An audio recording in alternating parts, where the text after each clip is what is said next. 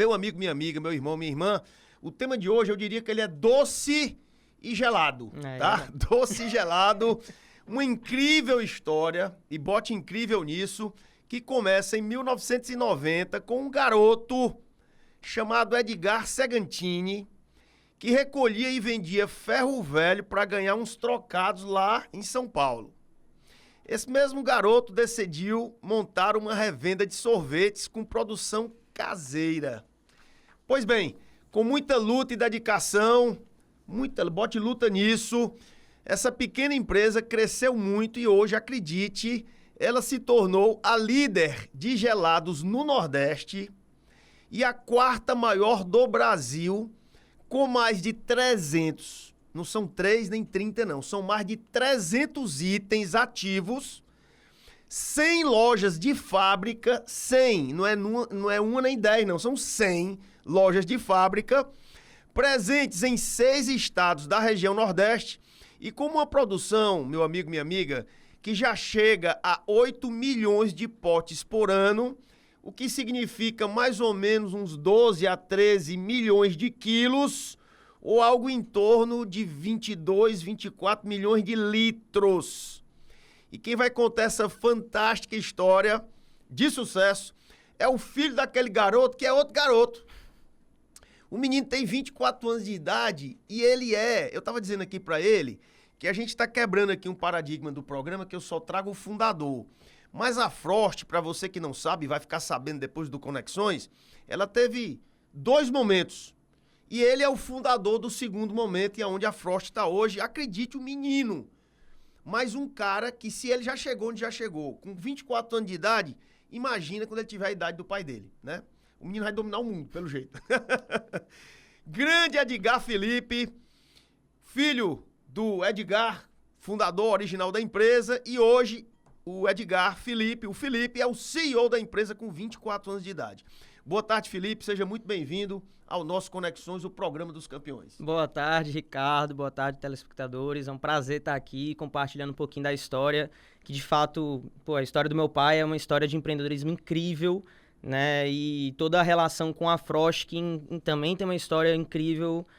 Eu tive minha colaboração em pequena parte dela, mas eu sou, de certa forma, o encabeçador do porta-voz de tudo que passou pela gente, né? Porque tem muita coisa que a gente vivenciou juntos. Eu muito criança, mas também hoje em dia tem muita parte do crescimento e eu vim aqui para dividir e compartilhar um pouco desses aprendizados também. Beleza, pura. Então vamos começar, Filipão, pelo começo, tá? Vai. Como sempre a gente faz aqui. Eu queria que você contasse um pouquinho da história de 3 figuras. Seu pai, tá, sua mãe e sua avó. Muito bom. Excelente. Ricardo, a minha avó, começando pela idade mais avançada, né? Minha avó é mãe do meu pai, Neuza Malerba. Tem uma história, assim, incrível. Ela estudou até a 4ª série. Foi costureira a vida toda, praticamente. E talvez ali nos 40 e poucos anos, ela sempre foi uma pessoa que foi a pioneira no empreendedorismo da família como um todo, né? Mesmo estudando até a 4ª série, ela tinha uma consciência muito clara de que ela tinha que poupar mais do que tinha que gastar, né? Então, ela ali, depois de muitos anos trabalhando no meio de costura, abriu a primeira lojinha de costura, vendia roupa, arrumava roupa e empreendeu dessa forma, que era o que ela sabia fazer. E aí até um dia que ela conseguiu um dinheirinho, guardar um pouquinho e começou a comprar um imóvel para alugar, um apartamento. Essa é sabida, viu? Sabida. Essa sabe o que é que faz. Isso lá em São Paulo, lá em Sertãozinho, né? Uma cidade bem pequena, com 150 mil habitantes. Próximo de Ribeirão Preto, que é uma cidade já bem maior. E aí a história do meu pai, já misturando um pouco, né? Minha avó, em resumo, é a primeira empreendedora da família que fez abrir a cabeça do meu pai para esse mundo, né? Principalmente porque meu pai ele foi o primeiro a ser formado da família ali, como os filhos, né? Então meu pai é o mais velho. Ele se formou em engenharia elétrica. E o grande desafio da vida dele foi exatamente isso, porque ele era formado em tecnoelétrica técnica e ele viu que o engenheiro ganhava mais que o técnico em elétrica, né? Ele falou, vou fazer engenharia e tal. Só que nessa época meu pai já fazia de tudo. A trajetória do meu pai foi trabalhar em qualquer coisa que desse dinheiro, porque ele sabia que ele tinha que pagar as contas de casa, resolver as coisas da vida dele. Esse negócio do ferro velho, como era? Pois é, ele começou nessa situação de carregar ferro velho, de vender arroz. Ele já fez muitas frentes realmente na vida dele. E no início, para fazer a primeira faculdade, ele teve que passar por vários desafios. E um deles foi vender, inclusive, geladinho na rua, vender picolé na rua e tal. Até o momento que, por coincidência na vida, na trajetória ali, meu pai assumiu uma sorveteria, que minha avó tinha como aluguel ali, né, da sorveteria. A sorveteria fechou, a gente ficou com a sorveteria e meu pai cuidou daquela sorveteria, expandiu por mais 2, 3. Isso em São Paulo ou em Sertãozinho? Em Sertãozinho. Né? E aí ele abriu mais algumas lojas, e aí até um dia ele usava essa frase conectando comigo lá na frente, né, que ele falava assim: Felipe, eu não quero mais trabalhar de domingo a domingo. Porque o que acontece? Meu pai, na cabeça dele, quando ele tinha essas 4 lojas na região ali, ele tinha que abrir e fechar o caixa todos os dias. Então ele passava de loja em loja, fazia uma gestão de pessoas e tal. E minha mãe também trabalhava nesse início lá. Minha mãe era uma das atendentes dessas lojas também. Então a minha mãe participou. Qual era o nome dessas? A Ice Quilo. Ice Quilo. Na década de 90 foi a primeira sorveteria por quilo. Tava naquele auge do por quilo, né? Não era mais sorvete em bola, era sorvete por quilo. E meu pai abriu essas lojas. Minha mãe trabalhava numa delas, por exemplo, também. Então, toda a família era envolvida, ficou envolvida no negócio mesmo sem querer, sabe? Rapaz, mas vem cá, o que é que Sertãozinho tem a ver com praia? Nada a ver. E esse era meu sonho do meu pai. Meu pai, toda vez no inverno de São Paulo, olhava para aquilo e via, né, tudo que... Esse não é o meu lugar. Cara, pelo amor de Deus, aqui começa o inverno, ninguém quer tomar sorvete, eu quero ir pra um lugar que tem a praia e que não tem inverno, né? E aí meu pai tinha esse sonho... e aí ele se mudou, eu tinha acabado de nascer, foi em 2002, né? Ele se mudou para Fortaleza, junto com eu, minha mãe e meu pai, e ele veio para um desafio muito grande aqui, que foi ser sócio de uma outra empresa. Mas assim, ele já veio com o esquema montado para ser sócio de uma empresa, ou ele veio com a cara e com a coragem aqui, foi que ele encontrou? Não, ele veio para cá com a missão, né? Ele tinha uma oportunidade, sabia que tinha uma oportunidade, mas ele não tinha o dinheiro e não tinha o como nem o quando. Mas ele chegou aqui, conversou com uma pessoa e falou assim, cara, semana que vem eu trago dinheiro, sem saber o que fazer. Voltou pra São Paulo. Ele abriu uma empresa nova com Não, ele entrou na sociedade. Ele entrou na sociedade. Mas e o Ice Quilo, ele vendeu? Então, aí que tá. É que essa história da Ice Quilo veio um pouco antes da Tá Bom Sorvetes também. Eu já nasci no contexto onde meu pai, ele entendia que na cabeça dele, para ter loja, ele trabalhava de domingo a domingo. Se ele tivesse uma indústria de sorvetes, ele trabalharia até sábado. Então, ele fabricava o sorvete e vendia para as lojistas que fariam o domingo que ele não queria fazer, por exemplo. Seria mais escalável na cabeça dele, né? Ele estava certo. E aí foi quando ele fechou essas lojas da Ice Quilo e montou a Tá Bom Sorvetes, lá em Sertãozinho ainda, que foi onde eu nasci. E aí eu nasci na minha casa, que era a fábrica, que era o contexto ali. Teve um convidado meu aqui, que é um dos maiores... detentores de marca de posto de gasolina, né? E tem distribuidora também aqui do Ceará, meu amigo Sobral Júnior, do grupo Sobral e Palácio. Sim. E ele disse assim, Ricardo, eu nasci dentro de uma bomba de gasolina. Quer dizer, eu nasci dentro de um posto. Eu entendo do negócio desde criança. Deve ter sido a mesma coisa que aconteceu contigo. Né? É isso. Quando a gente se mudou, logo no ano que a gente se mudou de lá, essa casa, por exemplo, onde era o meu quarto, virou estoque de almoxarifado. Né? A casa virou almoxarifado, porque... Quando meu pai veio pra Fortaleza, a minha avó continuou tocando o negócio da Tá Bom Sorvetes lá. Então, até 2018, a gente rodou esses 2 negócios separados. A gente tinha um negócio que virou a Tá Bonzinho lá na frente, que era outro negócio lá em São Paulo. E a gente veio com a Frost e depois veio a história da Marujinha em 2010, que foi outra marca que a gente adquiriu também. Vamos voltar também. a fita aqui. Então, ele veio pra cá pra outra empresa, não era a Exato. Frost? Não. Como é que nasceu a Frost? A Frost já tinha sua fundação em 90, então... Foi fundada por outra pessoa. Eu brinco, Ricardo, assim, no setor de sorvetes no Brasil, é muito interessante porque realmente, assim, existem as multinacionais, que todo mundo conhece, mas todo estado tem uma grande regional. E todas as grandes regionais têm a mesma história. Todas, é impressionante. Todo mundo que começou... Existe sempre um sorvete local. Começou, exatamente. E começou a história do fundador na década de 90, que começou sem o baú, que o entregava sozinho, aí contratou um vendedor, aí comprou o freezer, entendeu que tinha que acomodar tal freezer, que tinha que ter contrato. Todo mundo tem a mesma história. Então, paralelo à história do meu pai lá em São Paulo, teve o fundador da Frost aqui na década de 90, da mesma forma que os concorrentes aqui. Da mesma forma que em Pernambuco teve o seu. Só que você já estava com outra empresa concorrente do fundador da Frost, né? Mas aqui tá, o meu pai, por estar lá numa região talvez com um mercado mais avançado também, tinha oportunidades que ele enxergava que as pessoas daqui não enxergavam. Então, por exemplo, meu pai sempre conta que quando ele veio aqui em 2002, as pessoas entregavam de isopor ainda. E meu pai já tinha baú frigorífico. Ele entregava com baú. E o baú dava para entregar mais clientes, fazendo a mesma rota. Então, assim, tinha algumas coisas que hoje são óbvias para quem tá começando agora. Mas naquela época era uma inovação, nova, né? Era um negócio diferente, entendeu? Você sabe quem fundou a Frost, o primeiro? Sei, o Fábio. Eu sou amigo do filho dele. Né? Que é corretor de imóveis, meu amigo Exatamente, Fábio. gente boa. Gente muito boa. Então, você comprou a empresa dele, do pai dele? Em 2006, meu pai comprou a Frost mesmo, né? Mas você entrou como sócio, primeiramente, e depois meu pai comprou... não, ele entrou 100%. Ele comprou 100%. Isso, na época da Frost foi. Então, eu ia lhe perguntar, que eu não sabia a história, né? Eu vim saber agora, na véspera aqui da gente entrar aqui no estúdio. A Frost, quem criou foi o Coronel Fábio, né? Exato. Então, você já comprou com o nome feito. Eu Exato. Quem foi que criou o nome? Exato. Mas foi ele. Foi um desafio muito grande, porque meu pai mudou muita coisa, né? Em 2006, pra vocês terem ideia, a Frost era uma logo que era azul e vermelho. E meu pai tinha um viés de que na outra empresa ele teve que mudar a cor da empresa. E meu pai é corintiano, né? E aí ele, quando foi pegar a Frost, na época que ele comprou, ele tinha um problema muito grande no mercado com a marca Frost, que era uma marca que estava com desafios comerciais, de qualidade, uma série de desafios mesmo de mercado que estava sendo impactando no negócio da empresa, né? E meu pai tinha que tomar uma decisão do primeiro rebranding, talvez, que ele pensou. Ele nem sabia esse nome, né? Tem que trocar logo, E aí, na cabeça dele, ele falou assim, cara, vou botar uma cor que não tem no mercado. E aí ele pensou. E aí ele falou, cara, não tem uma cor verde. Mas vem cá, o bicho é corintiano e foi botar a cor Vou botar a cor do... Só que eu sou palmeirense, rapaz. Então, eu fui conduzindo, rapaz. Porque o bicho gosta de verde, o sorvete é verde. Exatamente. Camisa, o sapato, porque vocês não estão vendo, o sapato é verde. Tudo Agora eu descobri que o bicho é palmeirense. Lógico, rapaz, é lógico. Mas essa é uma história bacana, porque realmente foi muito importante e a gente nem imaginava que ia se tornar essa cor tão impactante na nossa vida hoje. Mas vamos lá. E aí, quando ele entrou na Frost, numa empresa nova, ele fez, obviamente, uma análise e tudo e tal. O que foi que ele mudou?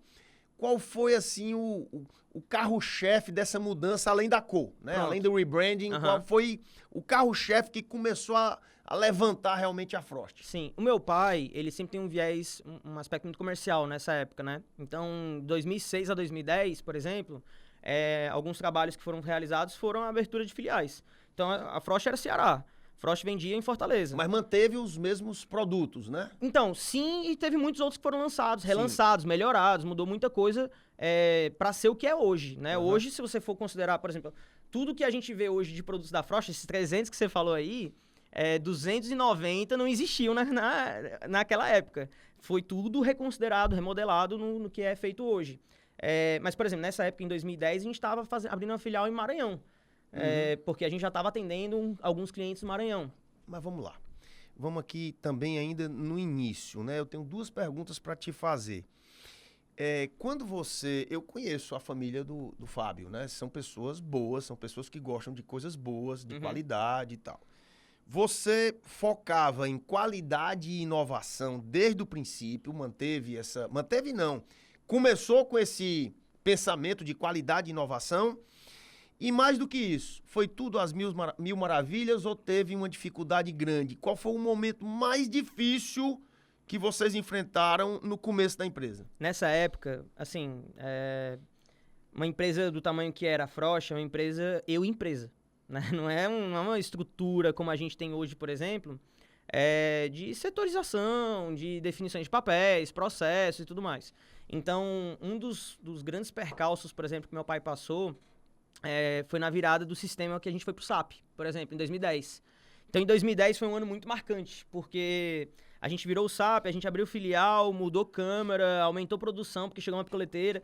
Só que naquela época, tudo isso era muito marcante e tudo muito ao mesmo tempo em um processo de crescimento abrupto para aquela época. Então, lógico, naquela época, sei lá, a gente atendia 200 clientes, a gente aumentar 20% de clientes, é muita coisa. É muita coisa. Só que hoje 40 clientes é o que a gente aumenta por mês. A base é a mesma e é por mês, né? Mas hoje é uma estrutura totalmente diferente. Então foi nessa época da mudança de um sistema... Mudou, eu acho que, assim, nesse período, um dos maiores desafios que a Frost...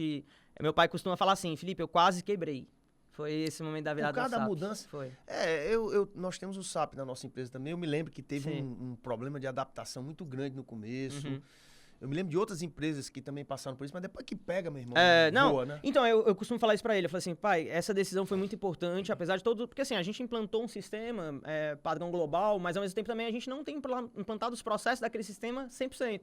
Então, um trabalho contínuo sempre, né? Mas realmente foi uma decisão que, pro tamanho da empresa naquela época, não era nem uma decisão lógica. Faria nem sentido. Mas foi uma decisão muito importante pro longo prazo. Para o longo prazo de crescimento no futuro. Vamos lá. A Frost foi adquirida em 2006. Isso. Me corrija se eu estiver errado. Você tinha 4 anos, né? 4 para 5 anos. A gente vai para um rápido intervalo. A conversa tá muito boa, mas a gente tem que faturar. Vai para um rápido intervalo e a gente volta já já. Meu amigo, minha amiga, fica aí.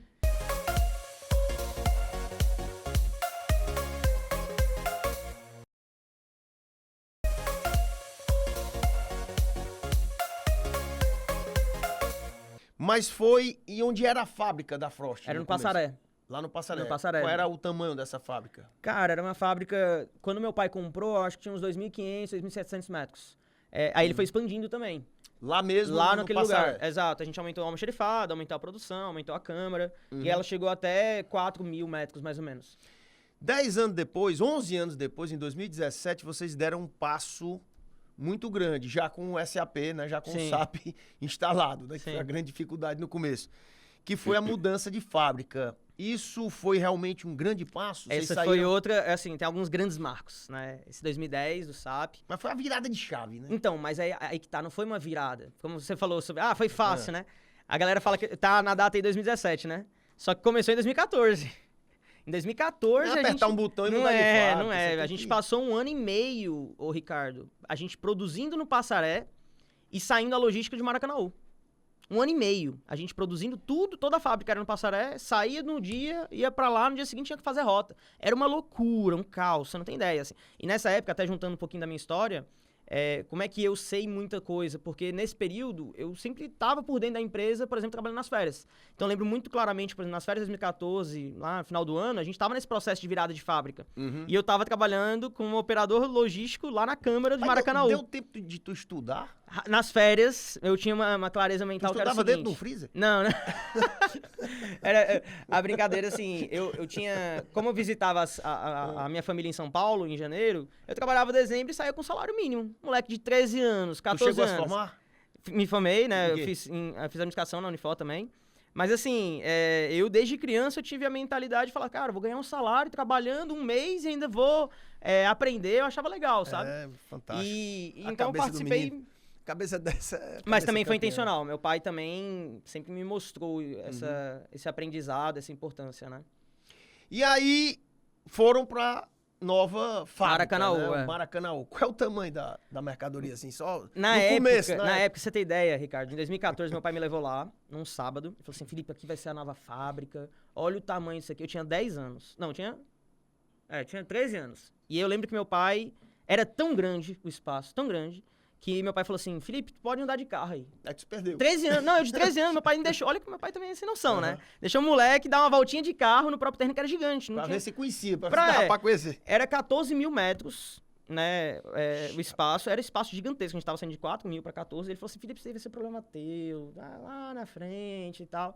E aí eu costumo brincar, né, que, cara, mal eu nem entrei na empresa e virou um problemaço já, né? Hoje a gente tem um espaço, esse espaço, aliás, já foi muito ampliado de forma diferente, porque a matriz ainda mantém os 14.000 metros, mas a gente já tem espaços novos de crescimento e a gente tirou muita coisa lá de dentro. Então, por exemplo, o administrativo hoje já não é mais lá no Maracanaú, lá onde fabrica os produtos. Os freezers, o galpão de freezer já não é mais lá. Algumas filiais, aliás, todas as filiais que a gente já tinha, além da gente ter aumentado algumas, todas, a gente expandiu outras, como a de Pernambuco. Então, assim, a gente cresceu muito para outros estados e a fábrica se mantém naquela região, mas hoje não tem espaço para nada. Pra nada. Calma, eu tento respeitar uma cronologia aqui, certo? A gente vai evoluindo com a empresa. Quando vocês se mudaram para lá, isso foi em 2017, né? A finalização da mudança. Finalização da mudança. Vocês já tinham aberto a expansão geográfica? De loja, não. De loja, não? Loja, não.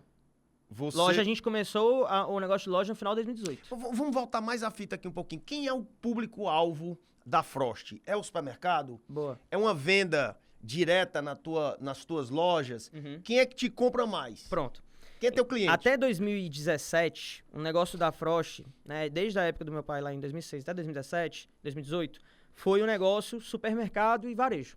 Então, qual era o nosso cliente principal? Eram os grandes redes, eram farmácias, postos de gasolina, barracas de praia, enfim. Mas né? era picolé e sorvete? Picolé e sorvete. Picolé e sorvete. Só que a gente não tinha um grande foco no canal varejinho, que é onde está o principal impulso que a gente chama, né, na nossa categoria, que é os picolés. Então, o picolé, ele sempre foi uma compra feita por impulso. Putz, tô com vontade de tomar aqui depois do almoço, você vai lá e compra um picolé. O sorvete não, o sorvete era um posicionamento no supermercado, você levava para consumir depois. Então, a gente sempre foi muito forte no supermercado, mas a gente também tinha um canal impulso varejinho. Em 2018, final do ano... Varejinho, imposto de gasolina... Exatamente. Quando a gente trouxe o modelo de loja, a gente trouxe um conceito diferente de consumir sorvete. Então, a ideia... Era o quilo? Não era mais o quilo. E aí que tá, aí voltando até pra conectar... Eu não entendo nada de sorvete, mas tu falando, parece que eu já tô... Tá com vontade de tomar picolé, né? Tu bota o bicho também. É loucura, porque você nem abriu, hein? Se abrir... Então, aí que tá. Quando eu vi esse modelo de lojas, lá em 2018, e eu cutucava muito meu pai, falava assim, pai, por que você não pensa mais em abrir loja? Ele, não, é de domingo a domingo, não sei o quê. Mas se quiser... cismado com domingo. Porque na cabeça dele, ele foi tirando os dias, né? No domingo eu não trabalho mais, hoje é sábado até 5 horas. Hoje deve trabalhar só até terça, né? Ele tá na missão, mas o homem trabalha muito, ainda, não para não. E assim... E aí meu pai acreditou no projeto, mas falou assim, cara, mas eu não consigo tocar porque eu toco toda a indústria, todo o negócio. Mas faz você.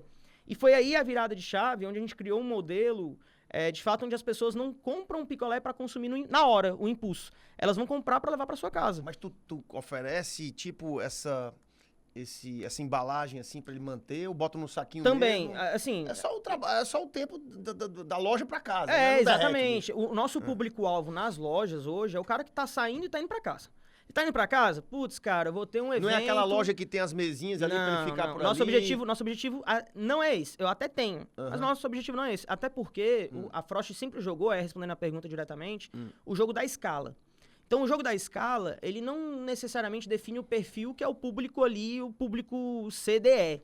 Mas a escala, a Coca-Cola tá em qualquer lugar, tá em qualquer público, porque ela joga o jogo da escala. Então, a gente, como indústria, sempre pensou em ser democrático no sorvete. Ou seja, não tem uma faixa... Não, até tem, mas é porque o que a gente quer fazer? Qual é o nosso objetivo? Nossa missão é compartilhar experiências de alegria e bem-estar com sabor e qualidade.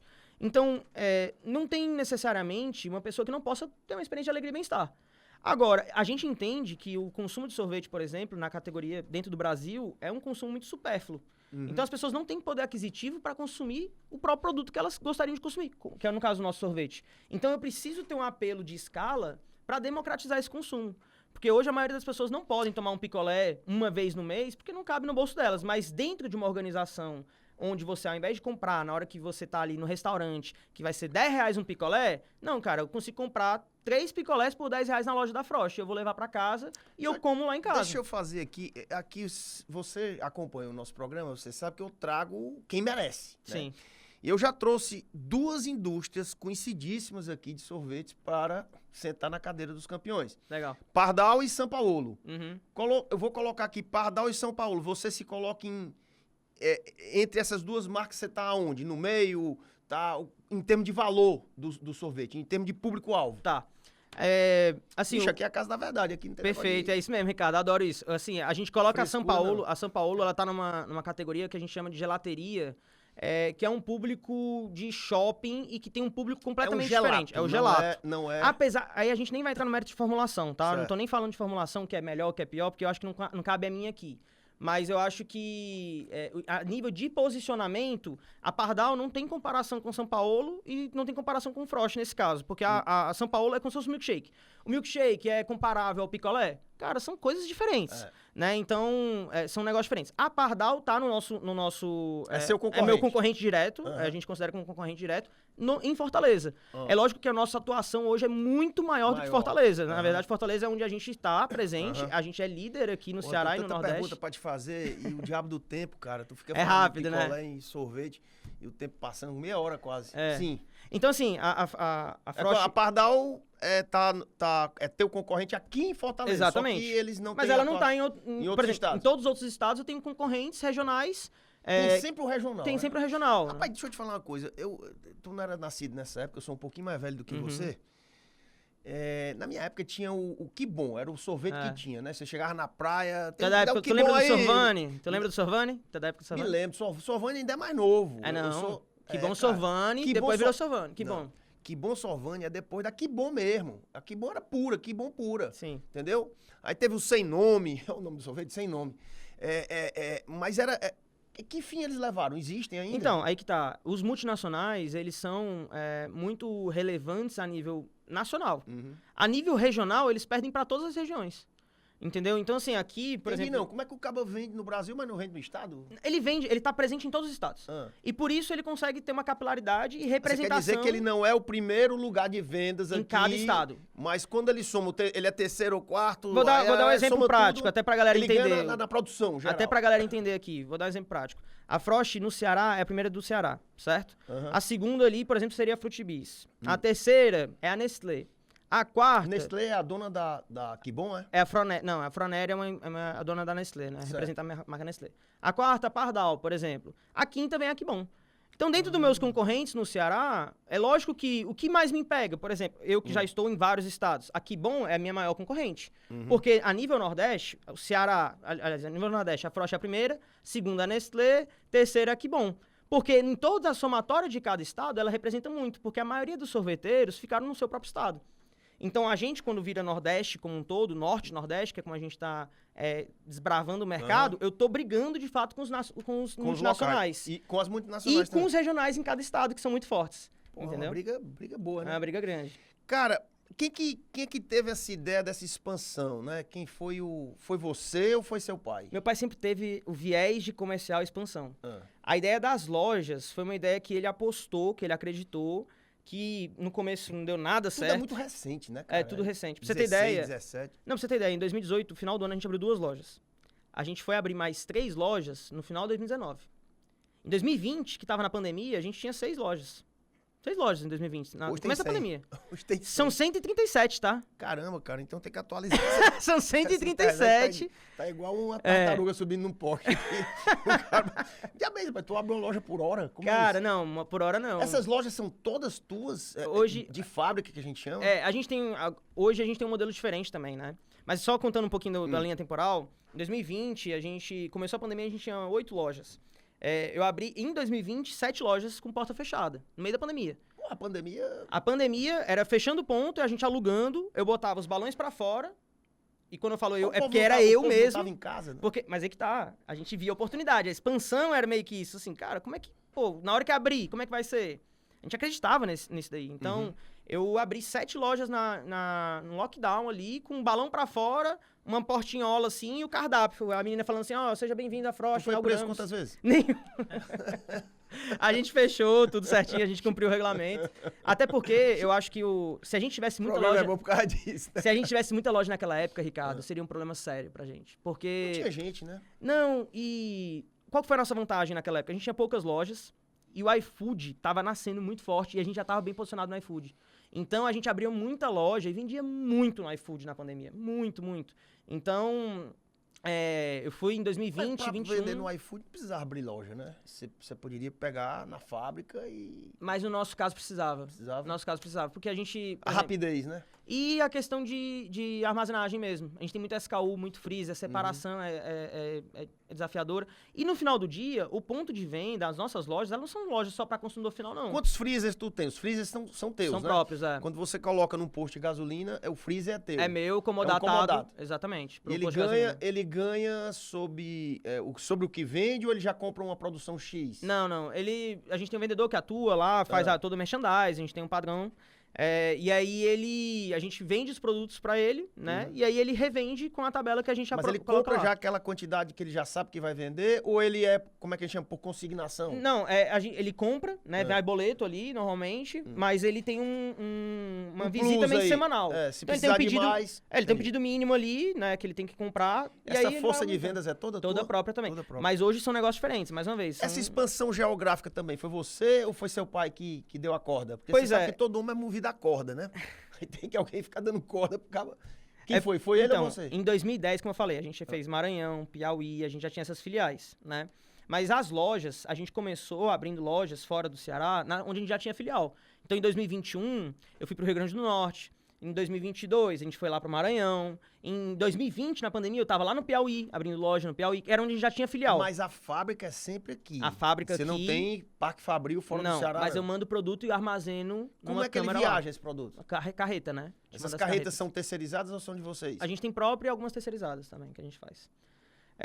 Mas aí, o que acontece? O cara que não queria trabalhar de domingo, não sei o que, abriu 137 lojas. E aí, o que acontece? Pernambuco já não. Pernambuco a gente começou com loja. Então, hoje a gente tem alguns estados, né? Paraíba, Pernambuco, Pará, que a gente não começou com o modelo antigo, a gente começou com o modelo novo. Você não tem como é que eu posso dizer, um franqueado, uma coisa, não, sempre é loja própria. Aí que tá. Aí, continuando o roteiro ali, né? No ano passado, em 24, a gente pegou um modelo que a gente entendeu que era o modelo mais vantajoso pra gente, que é o modelo de sócio-operador. É um modelo que não é fácil pra gente, porque não é uma arrasta pra cima. Pra mim seria muito fácil vir aqui, Ricardo, e falar assim, você quer ganhar dinheiro próprio, arrasta pra cima, vender franquia, não sei o quê. Mas eu acho que não é um modelo que faz sentido pro franqueado. E, por consequência, não vai fazer sentido pro franqueador. Então, hoje a gente tem um modelo sócio-operador que dentro dessas 137 lojas, 100 são próprias, 100% minha, e as outras 37 são majoritariamente minhas, são 51% minha, mas eu tenho um sócio-operador 49 é do sócio. Exato. A gente na vida, assim, a gente tem os nossos padrões, né? A gente tem, quando a gente quer ser alguém na vida, a gente diz, olha, eu quero ser igual àquele cidadão. As referências. E na empresa também. Rapaz, eu queria ter uma empresa que fosse padrão aquela outra, aquela mundial, aquela nacional. Quem é, ou quem foi, ou quem continua sendo a referência da Frost a nível nacional e mundial? Excelente pergunta, Ricardo. Eu só faço pergunta excelente. Eu acho, assim, eu não tenho uma figura, a não ser Jesus na minha vida, por exemplo, que eu olho pra tudo e falo, cara, isso aqui é referência. Mas eu tento buscar pessoas que são referência em algumas pautas importantes. Então, em liderança, você vê a história do, sei lá, Steve Jobs, Jeff Bezos, e tu não se inspirar, eu acho que é quase tolice. Quase não, é uma tolice. Né? Tu não olhar para o sonho grande da galera da Ambev e não enxergar que isso é um valor, é tolice. Né? Então, eu acho que tem muitas pessoas, inclusive meu pai, que me ensinam diariamente, e tá próximo dele, por exemplo, nesse caso, é uma vantagem competitiva que eu tenho, um privilégio que eu tenho, que realmente faz muita diferença para quem sabe conduzir esses aprendizados. Né? E ao longo da minha vida, eu acho que uma coisa que eu fiz muito rápido, até pela juventude, né, é saber aprender rápido. Eu sei como eu aprendo e sei que eu aprendo rápido. Então, essas referências, sejam elas quem for, em qualquer região de empreendedorismo, liderança, gestão e tudo mais, eu acho que torná-las referência em pautas e não como pessoa é mais importante do que a pessoa, sabe? Você estigmatizar. Mas como empresa de sorvete, tem essa referência no Brasil também? não. No Brasil não. E no mundo? No mundo tem uma empresa na Indonésia que, a nível de industrial, é uma coisa que eu nunca imaginei na minha vida que poderia existir.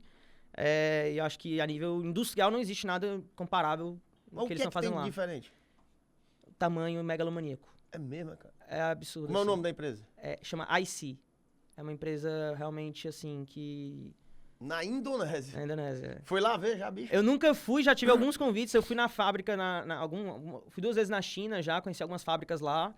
E conheci. Chinês toma sorvete? Gosta de sorvete? Toma, cara, eles são muito com sorvete de chá, cara, você acredita? É horrível. Muito ruim, cara, é horrível. Cara. Você vai lá na China, tá toda a geração Z, tudo com casquinha assim, um negócio verde, sorvete tão bonito, né? Tu vai provar, cara, é chá. Meu Deus do céu. É ruim.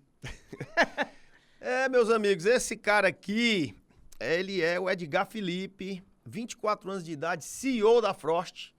Uma empresa com 137 lojas, vendendo mais de 8 milhões de potes por ano. Começou pequenininha, produção caseira.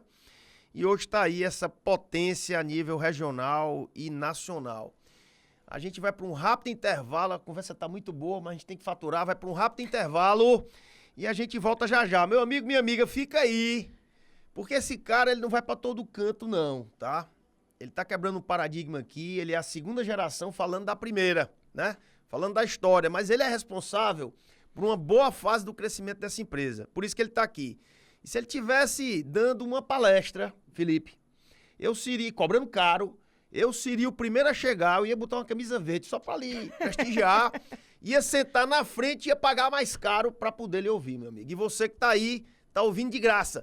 Fica aí, não sai que a gente volta já já, contando um pouco mais sobre a história da Frost Sorvetes. A gente volta já.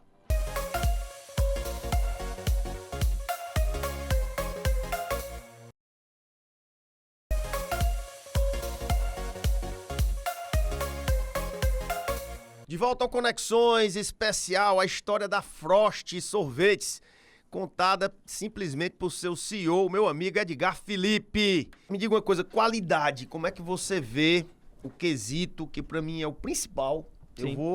Você está vendendo uma mercadoria que as pessoas consomem. Uhum. Criança, jovem, adulto. Alimento. É um alimento. Como é que tu vê e trata a qualidade dos teus produtos?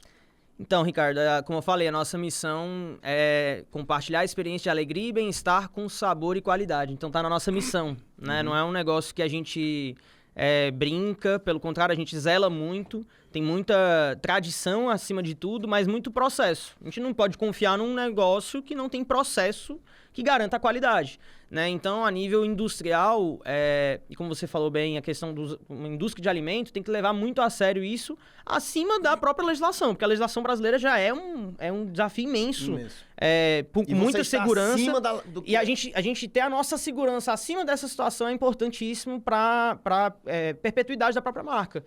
A gente não pensa só em qualidade do ponto de vista do que o produto entrega, e um desafio no nosso produto, na nossa cadeia, é de fato muito grande, porque o sorvete ele não pode ficar 15 minutos fora, que aí você vai falar, produto ruim, tá descongelando, mas o sorvete vai descongelar. A cadeia de frio é importante, o congelador a menos 20, menos 18 é importante. Então, assim, a gente tem um desafio imenso na nossa indústria, no caso do sorvete, porque realmente é um produto sensível. Então, a qualidade é muito importante em toda a cadeia, não só na indústria, não é só na fabricação.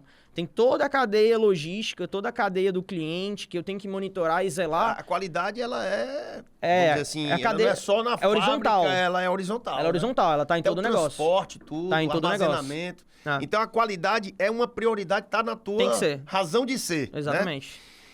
Baseado nisso, Felipe, sinceramente falando, e deu um orgulho para nós cearenses, eu posso dizer que um produto Frost, ele está no mesmo nível dessa empresa da Indonésia ou de qualquer empresa do mundo? Sim, com certeza. Assim, existem regulações em cada país muito diferente um do outro, né? Então, por exemplo, sorvete lá nos Estados Unidos tem uma regulamentação totalmente diferente aqui do Brasil.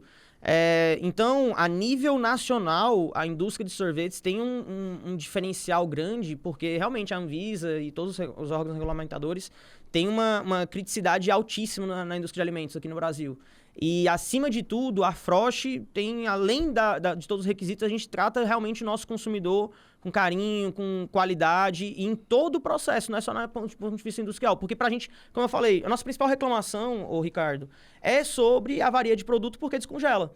E o descongelamento não é na indústria. Então, se eu não olhar a qualidade realmente como um negócio importantíssimo a ponto de ser realmente o que faz a gente ter como indústria, a gente vai acabar tendo um fracasso com o cliente final. Né? Então, com certeza, a gente tem um diferencial hoje na Frost, até pela questão de maquinário industrial, pela escala que a gente tem conseguido ter grandes avanços comparativamente aos nossos concorrentes, por exemplo. Então, nós estamos no mesmo nível Sim. de qualquer empresa mundial. Vamos falar de números? Bora. Vamos falar de números, vamos lá. Parque Fabril no Maracanãú, continua lá, já tá full power. Precisa expandir? Sim, também. Previsão de expansão já? A gente tem algumas expansões previstas, né? Então, em algumas linhas, porque hoje a gente tem várias linhas, né? A gente tem picolé extrusado, que são os picolés com cobertura, temos açaí, temos polpa, que é outra linha de negócio, outra indústria também. Então, em cada categoria a gente tem algumas previsões de crescimento. E também a nível de espaço geográfico mesmo, né? A gente tem uma limitação geográfica lá na fábrica, como eu te falei antes, dos 14 mil metros, que realmente são bem pequenos, mas a gente já tem uma extensão para chegar até quase 80 mil metros quadrados. 80 mil metros. Só um adendo aqui, Marujinho é de vocês? É nosso, Como é que é isso? Meu pai, em 2010, adquiriu a Marujinho.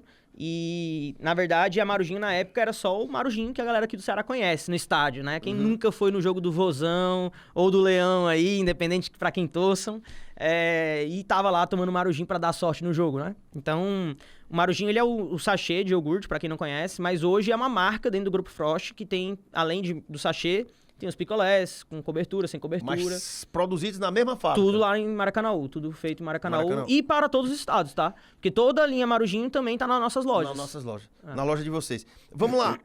São 300 produtos diferentes. É mesmo? É muito. A gente chama de SKU na indústria, né? São 300 códigos de barra diferentes. Porra, 300.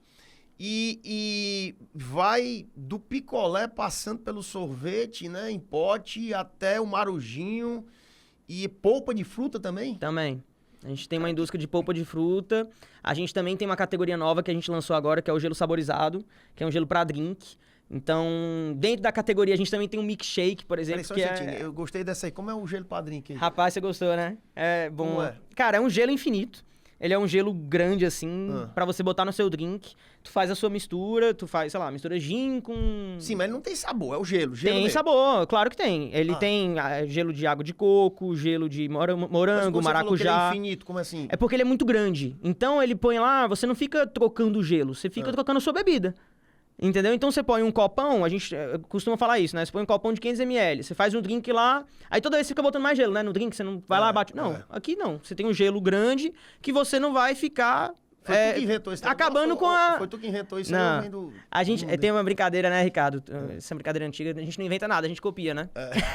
Então, assim, é lógico que... Tu botou um gelo desse aqui? Não, acho que não trouxe não. Mas a gente pode trazer depois, hein?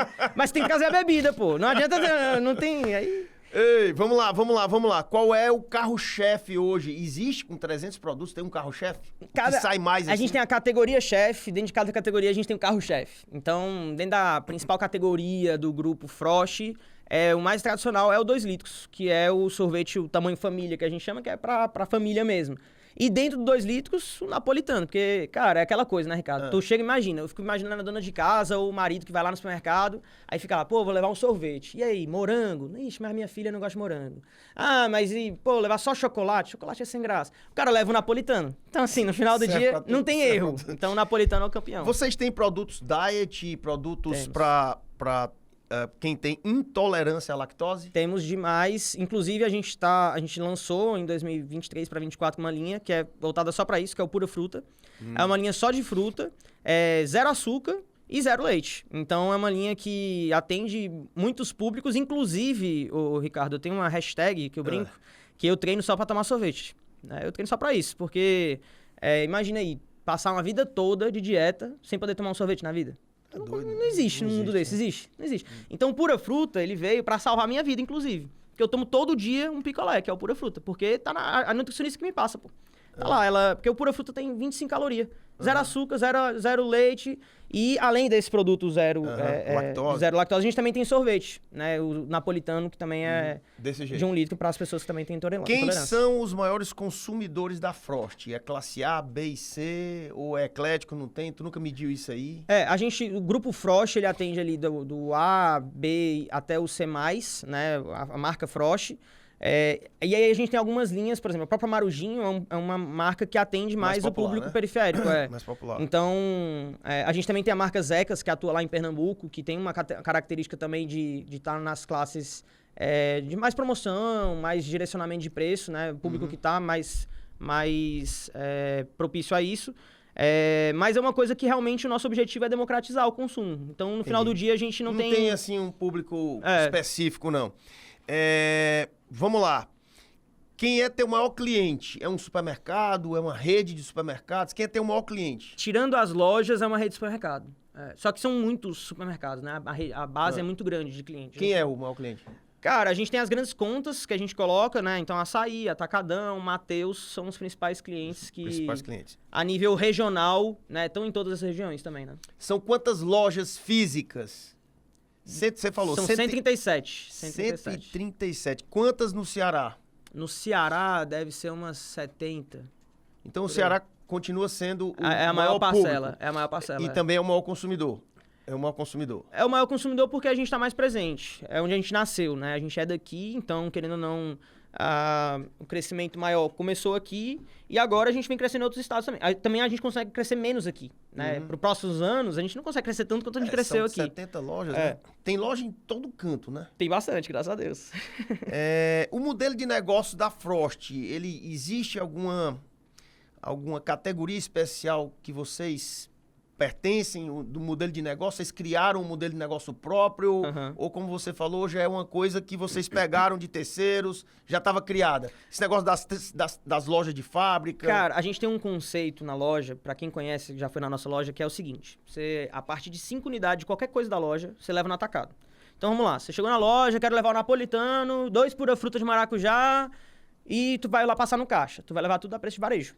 Tu vai pagar, sei lá, 28, 30 reais, vamos supor. Se você levar só 2 pura fruta, tu já leva os 2 de graça. Tu vai pagar os mesmos 30 reais com 2 pura fruta, porque você pagou no atacado. Então, esse modelo a gente criou. Isso não existe. Lógico que existem muitas sorveterias. E muitas sorveterias podem falar, mas eu também tenho picolé. Tudo bem, mas não tem modelo de atacado, modelo de leve para casa como a gente criou. Então, assim, no Nordeste, realmente é um modelo inovador nosso.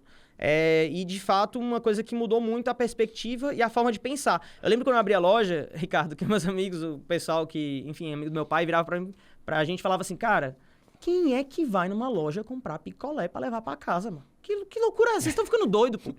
Entendeu? Então, assim, realmente a gente fez um negócio que as pessoas duvidavam e que as pessoas começaram a criar a cultura daquilo. Então, é um negócio pioneiro e que a gente pegou a onda realmente de que a gente cresceu bastante nisso. Lá em Sertãozinho ainda, quando seu pai começou lá com sua avó, né? Que é costureira, né? Sua avó é viva ainda? É. Como é o nome dela? Neuzinha. Dona Neuzinha. Um abraço pra você. Não tinha funcionário, né? Era ela e seu pai, né? E meu avô. Seu avô também? Meu pai contratou todo mundo da família. Uma empresa familiar, né? Meu pai contratou na época, meu avô... Quantos empregos diretos você gera hoje? Hoje a gente tem uns 1.070. 1.070. Será que tua avó imaginou um dia que a empresa ia gerar? Tu acredita que 1.070 empregos? A gente, no mês de julho agora, a gente bateu os 1.000 colaboradores. No mês de julho a gente fez 35 anos da Frost e minha avó estava lá. Olha aí. E ela estava no dia que a gente chegou nos 1.000 colaboradores. Olha aí. E a gente fez um vídeo, inclusive quem aí quiser me acompanhar e ver os bastidores da Frost, me siga lá nas redes sociais, Edgar de Felipe. E a gente fez um vídeo com a minha avó, né, mostrando a colaboradora 1000, que ela também não sabia, obviamente. E eu perguntei pra minha avó, vó, você imaginava que a gente ia chegar no colaborador 1000? E aí ela falou, imaginava. Só que tem certeza que ela não imaginava, entendeu? Porque realmente não dá pra ter dimensão. Quem tem 1.000 funcionários diretos, tem pelo menos 4.000 indiretos. Né? A gente multiplica por 4 ou 5, né? Que é com a população de Valinhos. Valinhos? Valinhos não, Sertãozinho. Sertãozinho são 150 mil habitantes. É uma cidade 180, grande, né? Mas 5.000 funcionários diretos e indiretos que você tem, empregos diretos e indiretos, equivaleria a uma boa parcela da população de Sertãozinho, né? Não, e assim, no nosso caso, Ricardo, até esse número é muito maior, talvez, porque, por exemplo, a linha Marujinho a gente atende por meio de revendedores. Então, não é que eu tenho um indireto que são meus fornecedores. Tem os revendedores não é tudo, meu... Né? Talvez multiplique ainda por 3. Muito mais, porque 10, realmente 15. Só de famílias que dependem da renda extra do Marujinho, cara, é a galera que tá trabalhando ativamente pela nossa marca, que a gente não paga, a gente paga indiretamente, que é esses funcionários indiretos, né? Então é um número muito maior. Produção anual, 8 milhões, mais de 8 milhões de potes. Isso a gente mede em quilo e em litro, não é isso? A gente tem a indústria geral, né, a gente mede por quilo. Então, o sorvete ele tem um desafio grande porque a gente mensura muitos produtos, pelo caso do Overroom, né, em litros. Mas a gente se adaptou a olhar em quilos também. Então são quantos quilos aqui? Então, hoje, na indústria geral, no ano, mais ou menos esse ano, a gente deve fechar em 13, 14 milhões de quilos. Milhões de quilos. É um negócio meio... É muita coisa, né? É um negócio meio doido, né, bicho? Não dá nem pra ter dimensão, cara. Como é que pode, cara? Aí a gente começa a falar em tonelada, entendeu? Que aí a gente fala, não, é 14 mil toneladas. Entendi. Faturamento. Fica à vontade, fala se quiser. Cara, a gente tá aí superando os 200 milhões ano, vai. Eu vou deixar assim, é um número que a gente não abre tanto. Mais de 200 milhões de reais ano. Pra quem começou vendendo ferro velho lá em Sertãozinho, depois partiu pra uma produção caseira, é muita coisa, né, bicho? Futuro. Onde é que vocês pretendem chegar, se é que tem limite aí para a expansão de vocês? A gente tem uma visão que é muito clara, que é ser a marca de sorvetes mais consumida e mais lembrada do Nordeste. A gente entende que a gente já é mais consumida, não porque o que eu acho, pelos dados que comprovam isso, há mais de 5 anos a gente é líder de consumo no Nordeste, mas a gente entende que a gente não é mais lembrada ainda porque a gente não está em todos os estados do Nordeste. E, além disso, a gente entende que também tem que ter alguns números relevantes na abertura de loja. Vocês estão no Piauí? Estamos no Piauí. Tem que tá, né, bicho? Estamos, o Piauí é quente. É quente. Lá, graças a Deus, a gente tá lá atuando há mais de 15 anos. E vende mais, né? Lá vende bastante. E aí, Ricardo, a gente entende que para ser a marca mais lembrada, a gente tem que ter um número mágico de 3 patinhos numa lagoa, que são 222 lojas. Então, quando a gente chegar com 222 Esse é o número lojas... mágico, É o número mágico. 222 lojas em todos os estados do Nordeste, a gente cumpriu a nossa visão, que a gente entende que até 2027 a gente vai atingir isso com tranquilidade e a gente vai ter um novo desafio, digamos assim. Entra um novo, né? É. Vamos lá, quando você atingir, você tá convidado para vir, dessa vez com seu pai. Ótimo. Né? Aqui, para se a sua avó puder vir também, seria excelente para ela acompanhar. Quando você atingir os 3 patinhos na lagoa, as 222 lojas. Tem 3 minutos ainda. Ranking nacional. Cara, eu sou competitivo por natureza. Você está em 4º lugar do Brasil, é isso? Sim. Que beleza. Perdendo para quem? Cara, a gente perde para as nacionais, Nestlé e Que Bom. Tem uma regional lá em São Paulo que é bem grande também e a gente vem em 4º. Cara, incrível, né? Perdendo só para as nacionais. Para as ultra E detalhe, gigantes, né? A gente é líder do Nordeste sem estar em todo o Nordeste. Então, assim, para você ver o potencial, de fato, do negócio, de crescimento. Pretende ir para Rio, São Paulo? Cara, a gente tem uma discussão grande sobre isso, assim. Tem oportunidades, mas ao mesmo tempo a gente entende que tem muita oportunidade onde a gente já tá. Macho, tu tá vendendo aqui, não é sorvete de caju, né? Eu diria que então é só pro Ceará. Você tá vendendo napolitano, compadre. Sim. Então, napolitano aí no Brasil todo. Tem muita... Tô dando corda aqui pra você. Sim. Tem muito lugar pra você crescer ainda. Tem mesmo. Vamos lá, vocês, rapidinho, responsabilidade social, que é muito importante fazer o bem. Vocês são uma empresa amiga do autismo. Sim. E tem várias ações comunitárias. Em 15 segundos, diga mais ou menos aí o que é que você faz. Cara, a Marujinho é um canal excelente pra gente fazer essas responsabilidades sociais, porque na prática a gente entende que o empreendedorismo e a renda extra que a gente consegue fazer via a revenda do Marujinho é o que mais impacta as pessoas realmente na periferia. Então, além de outras coisas que a gente faz de ESG, como Eu Reciclo, que é uma causa super importante pra, enfim, né... O acúmulo de plástico e tudo mais. Também tem a questão, como você falou, do amigo do autista, que é um detalhe simbólico, mas que é muito impactante para o nosso negócio. Porque imagina uma criança autista que deveria amar tomar sorvete, grita, tem toda uma relação que as pessoas acabam não compreendendo. E o que a gente faz na prática? A gente treina, a gente recebe, a gente deixa aberto para que realmente as pessoas possam se sentir envolvidas, inclusive as pessoas que têm esse tipo de desafio, que é o autismo. Então, são uma das coisas que a gente faz. Na próxima oportunidade, tenho certeza que a gente vai poder conversar mais sobre isso também. Beleza pura, chegamos ao final do programa. Você pode ver que os segundos eles estão correndo mais rápido. Não sei o que diabo é isso, cara. É loucura, né? Loucura. Eu queria que você também, em 10 segundos, me dissesse qual é o segredo do sucesso da Frost. Acho que amor pelo que faz, a gente ama sorvete e pensamento a longo prazo. Pensamento a longo prazo, amar o que faz e amor pelo sorvete, que é o que ele vende. Ou seja, ele faz o que gosta. Não é muito difícil também, né? Pra quem não gosta de sorvete... Eu tive essa sorte, me desculpa aí, galera, mas é difícil não gostar de sorvete também, né, velho? Grande Edgar Felipe, um prazer ter conversado com você aqui no nosso Conexões. Eu te dou 15 segundos pro teu recado final. Prazer estar aqui, Ricardo. Muito prazer, todo mundo aí. Obrigado por ter recebido. Pessoal, quem quiser me seguir mais aí, seguir a Frost, Sorvetes Frost, todas as redes sociais, TikTok, Instagram, LinkedIn, as minhas redes também, onde eu mostro os bastidores da Frost, que tenho muita curiosidade que a galera fica me perguntando. Cara, me segue, me acompanha aí, né? Edgarde Felipe com I, em todas as redes sociais, até no TikTok tô fazendo dancinha que a galera tá me cobrando também. É loucura isso aí, Ricardo, loucura total, hein? Mas é isso aí, quem quiser acompanhar um pouco mais do que a gente vem fazendo, do que a gente vai construir pra frente, fica à vontade aí, tamo junto.